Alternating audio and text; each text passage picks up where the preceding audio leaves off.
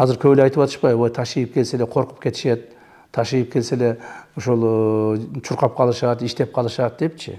Бул менин фамилиям эмес, бул мыйзамдын фамилиясы. Мыйзамдын иштей баштагандыгынын көрүнүшү да. Эл, коомубуз ошол эле мыйзамды бузгандар ошол мыйзамдын иштей баштаганын тааный башташты да. Мына ушул тартип деген болот. Коомубузда, мамлекетибизде мыйзамдуу тартип орноголо баштады. Мына биз ушуну уттук. Биз ушуну жасадык. Ушуга биздин эркибиз, күчүбүз, мүмкүнчүлүгүбүз, акыл эсибиз жана саясий эркибиз жетти. Мен жана башында айткандай, урматтуу президентибиздин саясий эрки коррупция менен күрөшүүгө, уюшкан кылмыштуулук топту жок кылууга жетти да. Мына ушуну менен биз уттук.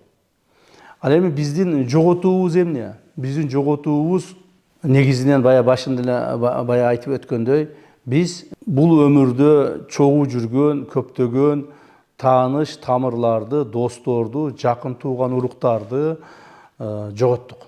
Себеби алар, мен билем, көптөгөн мен өзүм жакындарымды эле камап салбадымбы. Мына мен азыр айтайын сизге, ачык эле айтайын. Бүгүнкү күндө менин бир кудагыйым түрмөдө турат. ГКМдын СИЗОсунда турат. Эмне үчүн? 2022-23 жылдары кылган кылмыш үчүн. Ошону чыгарабыз деп мага кимдер гана келбеди. Бир тууган агам, ошонун кудагыйы, баласынын кайненеси. Бир тууган агам, башка туугандарым, тияк-бияктар бүт баары келишти. Мен эч кимсе жол бербедим. Ал олтурат, жана ал мыйзамдуу жазасын тартыш керек да. Эгерде мен ошол кишиге мыйзамдуу жазасын бере албасам, башка адамдар мага ишенбейт. Например, бир тууган агамдын баласы бир гайни сөгүп койгон экен, аны алып барып камадык. Эгерде мен аны камабай турган болсом, ал бир агамдын баласы бир гайни сөгүшү мүмкүн. Экинчиси бар, прокурорду сөгүшү мүмкүн. Үчүнчүсү бар, акимди сөгүшү мүмкүн.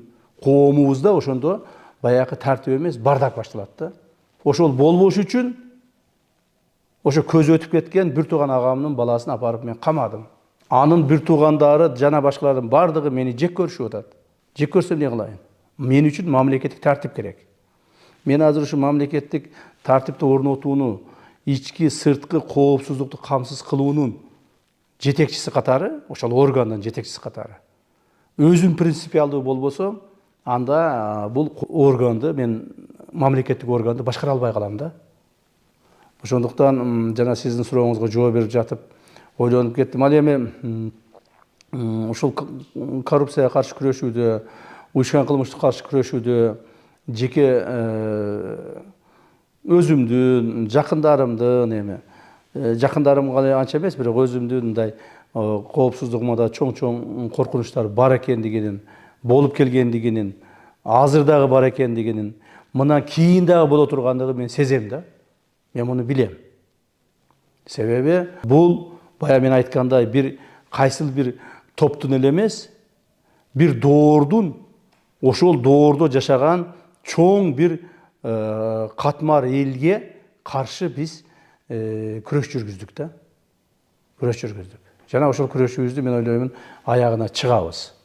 Биздин улуттук коопсуздук мамлекеттик комитетинде мамлекет деген, мамлекет үчүн жанын берип, мамлекет үчүн берилгендик менен кызмат кылып, мамлекет үчүн турабыз, мамлекетибизди алдыга жылдырып, мамлекетибизди тазалап, мамлекетибизди жакшы мамлекеттердин катарына кошобуз деген менин кызматкерлерим өтө көп.